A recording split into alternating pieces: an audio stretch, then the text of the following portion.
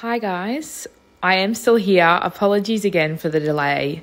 I know I'm quite slow with uploading videos. I suppose I'm kind of also running out of content. I guess when I started making the videos, I just wanted there to be an archive somewhere of videos that I was looking for when I was looking to buy the QM Pippa.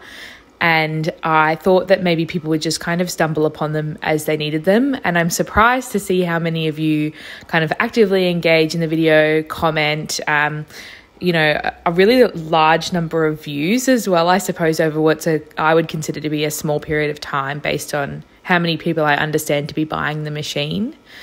I wanted to talk today a little bit about how I found using the QM Pippa now that I've had it since about January or February this year. So I've had quite a lot of time to use it now that it's almost November, and I do have some thoughts on it. Overwhelmingly, they're positive. I mean, I'm not an expert comparing the top of the line espresso machines, but I am an everyday at-home user for at least 2 coffees a day and more when people come over. And I have loved using this machine. I don't regret it once. My partner feels the same. And everyone that comes over and has one of these coffees is just blown away by the quality of them. So let's get started with the things that I like about this machine and its big selling points compared to its competitors around the same level, which were, at the time for me, the Rancilio V6 and the ECM Casa 5. Now, this one has a great sized boiler. It has a very quick heat up time of about 5 to 8 minutes.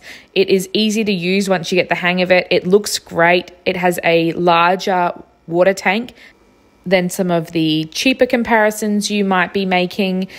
And overall, I think it's really well received by myself and a lot of people that are commenting and watching these videos who already own the machine. So it's a beautiful stainless steel finish. It has 4 really sturdy buttons, which I haven't really had the comparison, I guess, to worry about. But a lot of people have reflected that that's one thing they really like, is these solid switches on it. It also has a great cup storage rack on top. So it fits well under my overhead cupboards. I do wonder if you use like bigger mugs or larger cups, whether they would fit. I can fit mugs on top of this machine underneath the overhead cupboards, and it still fits with no worries. I really like the storage. I use it for kind of everything, usually just a little bit for appearances, but also if I do actually want to have a hot coffee, it's great for heating it up. Another great feature of this is the water tank. That was one of the big pulls towards this machine for me, and I know for a lot of other people, it's 1.8 litres. So I've just looked it up, and 1.8 litres is 60 fluid ounces.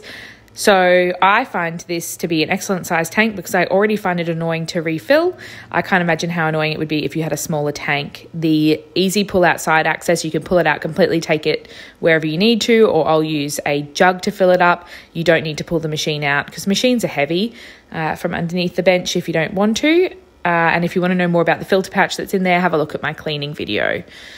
The size of this machine is excellent for a benchtop machine. It's not overly large, it's not overly small. I think it's probably comparative to a lot of similar models. It is 15 inches tall, 10 inches wide, and 12 inches deep. The Cool Touch steam wand, if you are making hot drinks or if you are a bit of a novice with hot drinks like myself, is an excellent addition so you don't burn yourself. And of course, the OPV external valve adjustment to monitor the pressure that's going through when you are making an espresso. See some of my other videos about that. That's an excellent feature. It also has great movement here when you are moving around the steam wand. You've got a lot of different planes to move it through, which makes it super handy, kind of, I guess, whatever your space is or the size of the jug is that you're using. Now on to dislikes, I guess, or considerations when you're purchasing it. And it was something I'd thought about. And that would be the fact that you have a stainless steel finish. While it looks excellent, is really annoying to keep clean, particularly if you're messy, or I suppose if you had kids. I just use this stainless steel cleaner and one of these microfiber towels. It's actually really easy just to buff out any blemishes, but I suppose if you had it on display and had people over often, that might be something you'd have to upkeep a bit more. I guess another time when it gets dirty is if you're learning how to use the bottomless portafilter, which I know a lot of people have commented about before. So that's certainly one thing that I have found challenging, but absolutely is not a limitation, wouldn't change me purchasing it.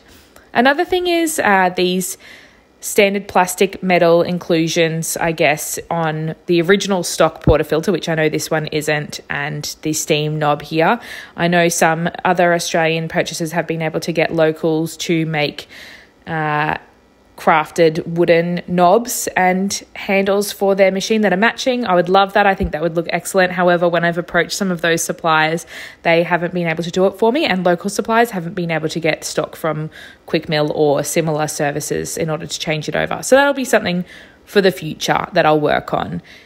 The last thing to mention is really just that this machine is a single boiler machine. If that is something that you have been considering, you've probably already thought of this. But if you drink hot drinks, unlike me, on a regular basis, or you want to make more than one hot drink at a time or use more than one type of milk, this would be something to think about, because you do need to allocate time in between steaming your milk and pulling your shot in order to temperature surf to make sure that the water is the right temperature.